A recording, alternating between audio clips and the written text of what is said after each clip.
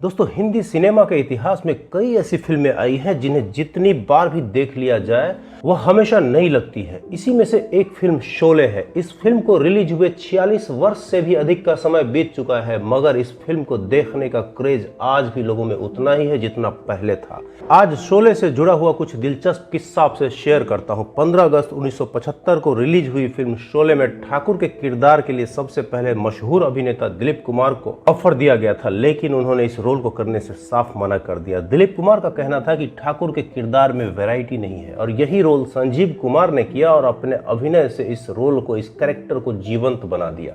वहीं आपको बता दें कि इस फिल्म में गब्बर के रोल के लिए एक ऐसे एक्टर की तलाश थी जो इस कैरेक्टर के साथ इंसाफ कर सके। इस रोल के लिए डैनी डेंग जोंगपा पहली पसंद थे और उन्हें इसके लिए साइन भी कर लिया गया था, लेकिन डैनी ने फिरोज खान की फिल्म धर्मात्मा को लेकर एक कमिटमेंट किया हुआ था, जिसके चलते उन्हें गब्बर का रोल छोड़ना पड़ा। लेकिन डैनी आगे कहते हैं, मेरे को इस बात का बिल्कुल भी अफसोस नहीं कि मैंने गब्बर की भूमिका को छोड़ दिया, क्योंकि अगर मैं गब्बर होता तो हम सबको अमजद खान की इतनी बेहतरीन अदाकारी कैसे देखने को मिलती। बता दें कि शोले हिंदी सिनेमा के सफलतम फिल्मों में से एक है। इस फिल्म को सलीम जावेद ने लिखा था, जबकि इसके डायरेक्टर रमेश सिप्पी थे।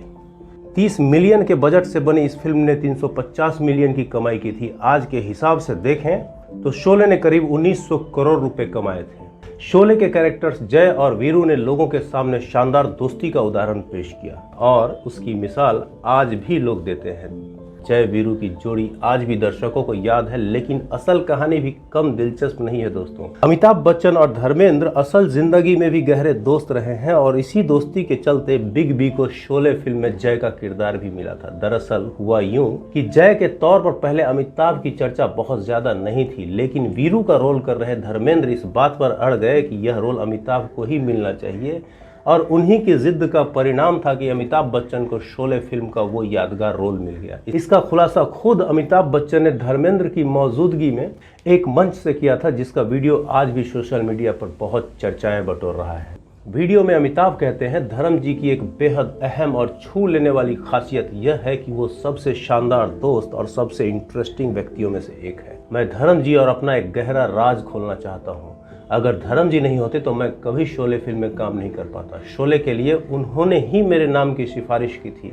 उन्हीं की जिद थी कि रमेश सिप्पी ने मुझे उस फिल्म में लिया था। मैं इसके लिए उनका हमेशा आभारी रहूंगा। अब इतनी दिलचस्प बात हो रही है कि फिल्म शोले को लेकर दर्शकों के इन्वॉल्वमेंट की एक कहानी बताते चले। कौन बनेगा करोड़पति शो में बिग बी अक्सर कॉन्टेस्टेंट के पर्सनल लाइफ के बारे में बात करते दिखते हैं, और साथ ही साथ अपनी पर्सनल और प्रोफेशनल लाइफ के एक्सपीरियंसेस को शेयर करते नजर आते हैं। शो के हालिया एपिसोड में हॉट सीट पर पहुंचे थे सीआरपीएफ के डीआईजी प्रीत मोहन सिंह।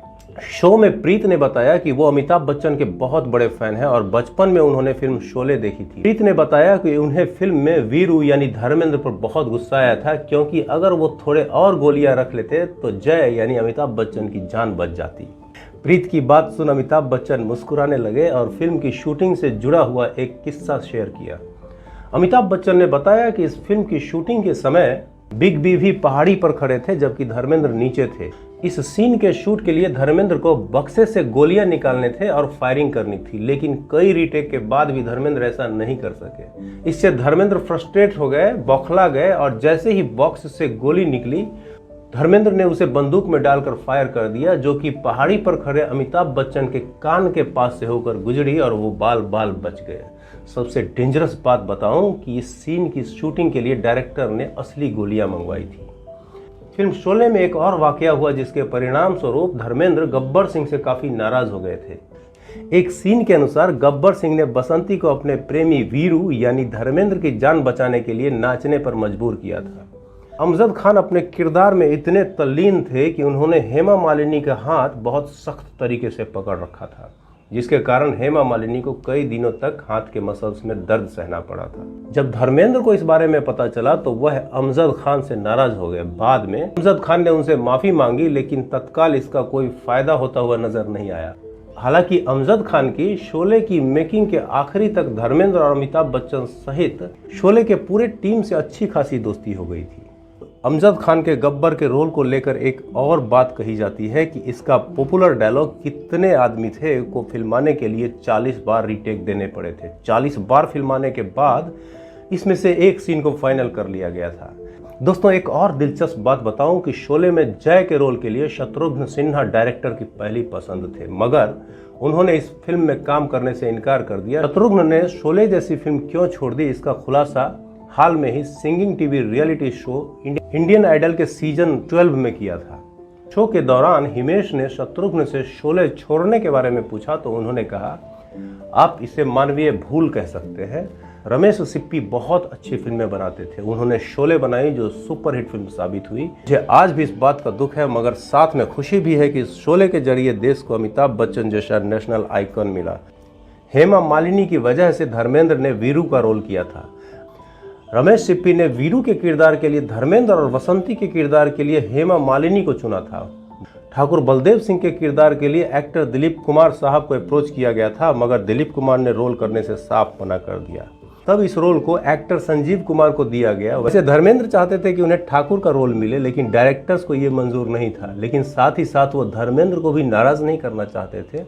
सो रमेश सिप्पी ने धर्मेंद्र को बताया कि ऐसा करने पर वीरू का रोल संजीव कुमार को मिल जाएगा और इस तरह उनकी हीरोइन हेमा मालिनी संजीव कुमार की हीरोइन बन जाएगी। अब धर्मेंद्र को हेमा मालिनी से मोहब्बत थी और कुछ समय पहले ही संजीव कुमार ने भी हेमा मालिनी को प्रपोज किया था, और यह जानने के बाद धर्मेंद्र ने वीरू का रोल फटाफट एक्सेप्ट कर लिया। ये भी कहते हैं कि वर्ष 1975 में जब देश में इमरजेंसी लगाई गई थी, तब हिंदी सिनेमा को भी सेंसरशिप लॉ का सामना करना पड़ा था। सेंसर ने फिल्म शोले के एक सीन पर कैंची चलाई थी और वो सीन उसका क्लाइमेक्स थी। फिल्म में गब्बर को ठाकुर के नुकीले जूतों से मरता हुआ दिखाया जाना था, मगर सेंसर बोर्ड के कहने पर इस सीन को बदला गया। फिल्म के क्लाइमेक्स को दोबारा शूट किया गया, जिसमें गब्बर को पुलिस के हवाले करते हुए दिखाया गया था। शोले फिल्म में एक छोटा सा रोल सचिन पिलगांवकर ने भी किया था। उनके इस छोटे से रोल अहमद के लिए ऐसा कहा जाता है कि उन्हें अपनी छोटी सी भूमिका को बहुत अच्छे से निभाने के लिए प्रेमवश डायरेक्टर ने एक फ्रिज गिफ्ट में दे दिया था। उसी तरह द्वारका दिवेचा जो इस फिल्म के कैमरामैन थे, उनके काम से खुश होकर रमेश सिप्पी ने एक फिएट कार उन्हें उपहार में दे दिया था। उस समय फिएट कार लग्जरी कार मानी जाती थी। फिल्म के दो कैरेक्टर्स जय और वीरू वास्तव में सलीम खान के साथ कॉलेज में पढ़ते थे, जिनके नाम उनके जेहन में फिल्म की कहानी लिखते समय आई थी, और उन्होंने ये नाम फिल्म शोले के मुख्य कैरेक्टर्स का हूबहू वैसा ही रख दिया। फिल्म के निर्देशक रमेश सिप्पी ने अपने एक पुराने इंटरव्यू में बताया कि वह फिल्म लगभग 3 करोड़ रुपए के बजट में तैयार की गई थी। इस फिल्म को बेंगलोर और मैसूर के बीच एक गांव रामनगरम में शूट किया गया था। फिल्म में इस स्थान को रामगढ़ बताया गया है। फिल्म की शूटिंग के लिए इस गांव में पक्की सड़कें बनाई गई थी। गांव के एक स्थान को अलग से नए गांव की तरह बनाया गया था। फिल्म की शूटिंग 2 साल तक चलती रही थी। शूटिंग के बाद इस गांव को प्रोडक्शन टीम में खत्म करने के लिए सारा सामान नीलाम कर दिया और बांट दिया। बीबीसी हिंदी ने 1999 में एक पोल में शोले को हिंदी सिनेमा का फिल्म ऑफ द मिलेनियम घोषित किया था। और अंत में बताते चले दोस्तों कि जब फिल्म शोले रिलीज हुई थी तो फिल्म क्रिटिक्स और समीक्षकों ने इसे एक साधारण मूवी बताया था। कारण ये था कि शोले अपने रिलीज के 4-5 दिनों तक बिल्कुल नहीं चली थी, लेकिन जब फिल्म 4-5 दिन के रिलीज के बाद लोकप्रिय होने लगा तो उन्हीं फिल्म समीक्षकों के सुर बदल गए। हर सफलता पर तो यही होता है दोस्तों, तालियां वही बजाते हैं जो गालियां देने के इंतजार में बैठे रहते हैं। तो दोस्तों ये थी फिल्म शोले के बनने की कहानी। आगे बात करेंगे किसी और दिलचस्प टॉपिक पर। अगर वीडियो अच्छा लगा हो तो वीडियो को लाइक शेयर कर दीजिए और चैनल पर अगर नए हो तो प्लीज़ सब्सक्राइब। तब तक के लिए शुक्रिया। Thanks for watching.